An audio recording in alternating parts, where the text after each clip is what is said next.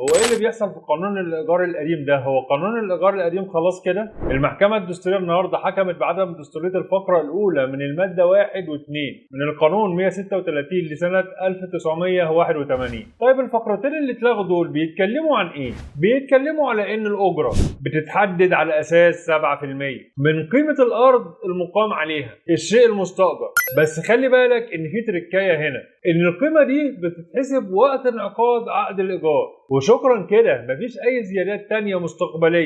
فطبعا الظروف اختلفت والفلوس قيمتها اختلفت وقيمه العقار اختلفت، فبقى من غير العدل ان قيمه الايجار تفضل زي ما هي طول فتره العلاقه الايجاريه، واللي بتمتد للابناء كمان. ده في عقارات مميزه جدا في اماكن مميزه جدا وتلاقي قيمه الايجار 3 جنيه. فالمحكمه الدستوريه حكمت بعدم دستوريه الكلام ده، واظن اننا في انتظار تشريع جديد، واللي هيتم من خلاله وضع القواعد اللي هيتم من خلالها تحديد القيمه الايجاريه في المستقبل، لان بقى في ضروره لتشريع يحدد حاجه زي كده.